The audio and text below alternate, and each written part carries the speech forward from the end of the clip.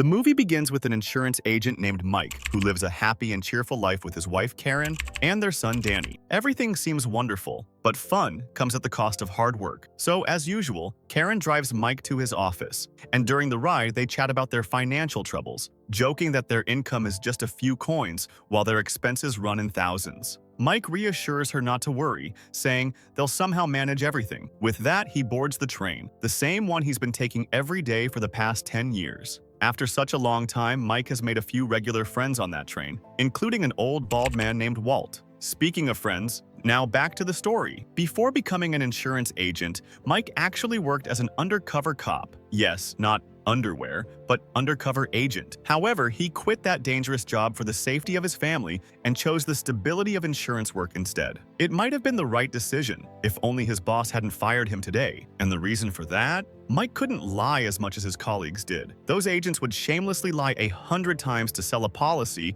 and earn commission. But Mike wasn't like that. Now, jobless, and with no savings or family property to rely on, Mike was heartbroken. To calm his mind, he went to a bar where he ran into an old friend, Officer Morgan, who now worked with the SPD. Mike opened up about his problems, to which Morgan gave the typical bro response, "Don't worry, we'll figure something out." Just then, another man entered, Officer Dave, a person both of them disliked, who was now promoted to captain. Dave made sure to remind them of their lower status before walking off smugly. Disheartened, Mike headed back to the station. As he walked, he accidentally bumped into a man. Assuming the stranger was just clumsy, he didn't think much of it and boarded the train. But soon, he realized someone had stolen his phone. Before he could step out to look for it, the train doors closed, just like in a metro. Having such a terrible day, Mike decided to distract himself by finding an empty seat and opening a book. That's when a woman named Joanna approached him. She asked, "Would you like to play a game?" Mike, assuming it was something flirtatious, quickly said,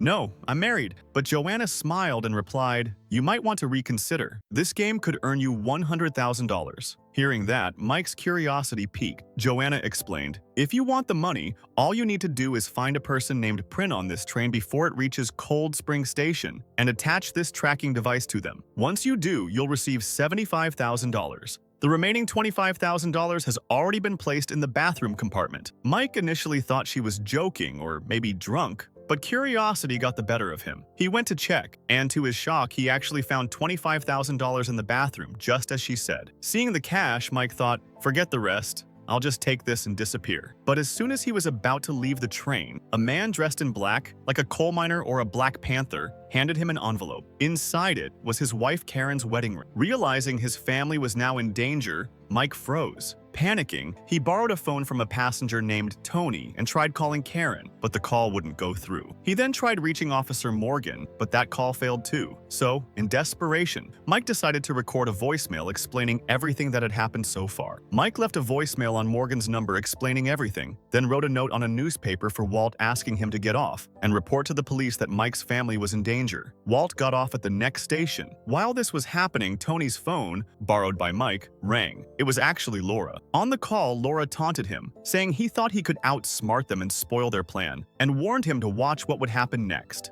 No sooner had she spoken than an unknown person shoved Walt in front of a bus, and Walt turned to salt. Seeing that, Mike understood he had to find that Alex on the train at all costs. Using his undercover trained eyes, Mike began scanning everyone. A few people drew his suspicion, but he couldn't search everyone openly. He told the guard, another Black Panther-type man, to check a woman's bag because something felt wrong. As the Panther uncle started to check the girl, a different man stood up and moved away. Mike followed him. When he caught up, the man shoved Mike into a corner and demanded to know who he was and why he was following him. During the scuffle, between 2 or 3 punches, Mike managed to stick his tracker onto that man, thinking the job was done and he could relax. At that moment, Morgan called. He already knew much of Mike's situation and explained that the whole drama revolved around a witness tied to a government employee's death. Morgan said the witness, the Alex Mike was supposed to catch, knew that the government employee's death was not a suicide but a murder, and the witness was heading to meet an FBI agent at Cold Spring Station to give that testimony. That meant powerful people were involved, and they didn't want the witness to meet the FBI. Mike first told Morgan to look after his family,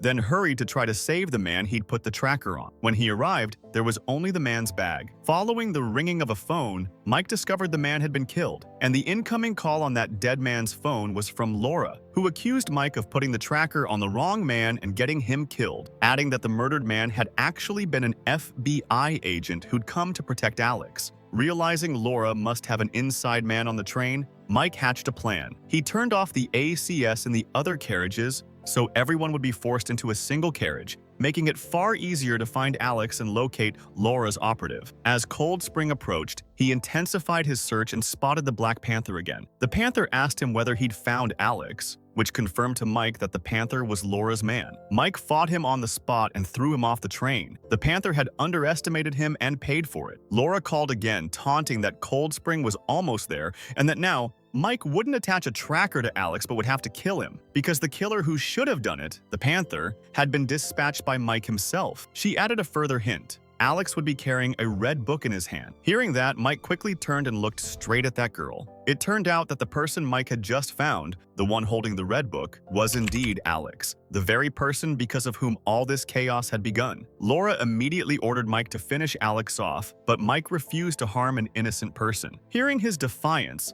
Laura coldly replied, "Fine, then you can all die." The moment she said that, an explosion ripped through the train, killing the driver and destroying the engine. The brakes failed, and the train sped out of control, unable to stop at Cold Spring Station where the FBI agents were waiting. Laura's plan was simple. If Mike couldn't kill Alex, then the train itself would never reach its destination. In this deadly situation, Mike quickly called the train staff for help. He instructed everyone to gather in a single compartment so they could detach that carriage from the rest of the train, allowing it to stop safely ahead. To do this, he teamed up with the ticket inspector, the TT, deciding to crawl underneath the train himself because, after all, he was the hero, and if he didn't do it, who would? With great difficulty, he managed to separate the passenger carriage, but the final chain still held them together. Determined, Mike leapt toward the engine car to unhook it. The TT uncle followed him, jumping alongside. Together, they struggled to release the chain, and just in time, Mike succeeded. He jumped back onto the passenger carriage,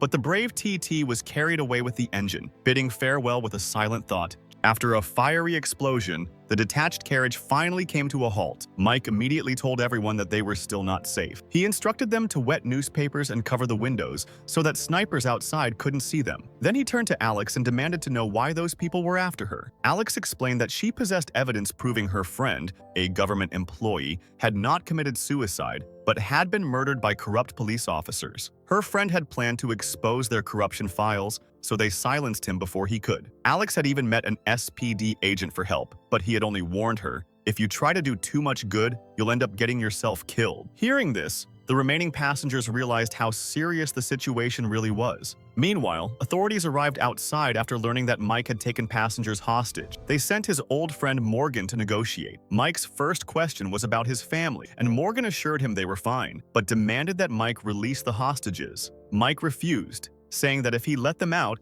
Alex would be killed. Morgan repeated the same line Alex had heard before. "If you try to do too much good, you'll end up getting yourself killed." The instant Mike heard that, he realized Morgan was part of the conspiracy. The same line couldn't be a coincidence. Mike immediately aimed his gun at Morgan. Morgan warned him, "You can't shoot me. There are snipers outside ready to take you down." Thinking fast, Mike secretly took Morgan's tracker. Then he said, "Fine, you do it. You kill Alex yourself." As soon as Morgan pointed his gun at Alex, the snipers outside assumed Mike was about to shoot, unaware that the tracker's signal was now on Morgan. They opened fire, and Morgan was killed instantly, mistaken for Mike. Right after that, an FBI agent named Garcia arrived. He was the one Alex had been heading to meet. With the truth now out and the witness safe, the danger finally ended. No one from Laura's side could harm Mike or Alex anymore. Everyone praised Mike as a hero. Sometime later, when Mike once again boarded the same train, he came face to face with Laura. Calmly, he said, "I know you were behind that government employee's murder, and I'll arrest you soon." Laura smirked and mocked, "Go on, sell your insurance."